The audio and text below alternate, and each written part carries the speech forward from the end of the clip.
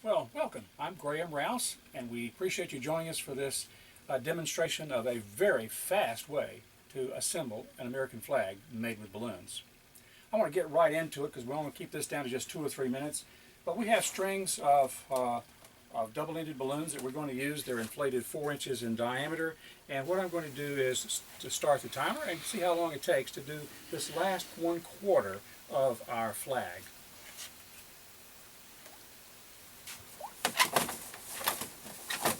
You see, it moves along pretty quickly and smoothly with a little bit of practice and using the strings of balloons.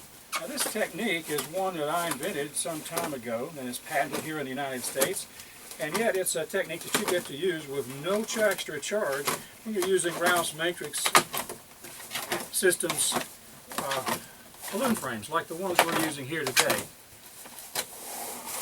If you decide you like this kind of approach and you want to use it on some other kind of frame, well, we can license you to do that, but the question is, why would you want to do that and pay extra to have that kind of technology access when you can use it on what we believe is the world's best canvas for your balloon imagination? It's the real thing, the Rouse-Expand-And-Load thing for your better balloon art.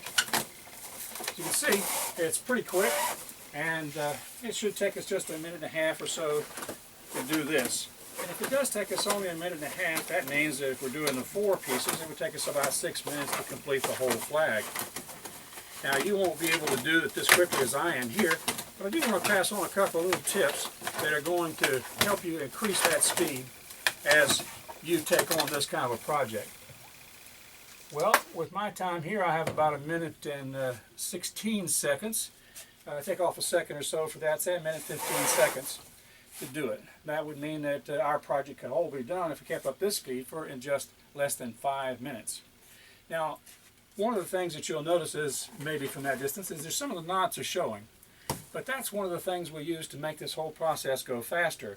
If we load this flag as I've done here from the back side, then it doesn't matter if these knots hang out, because when we turn it around to show it off to someone who's going to see the flag, sure enough, all those knots are hidden.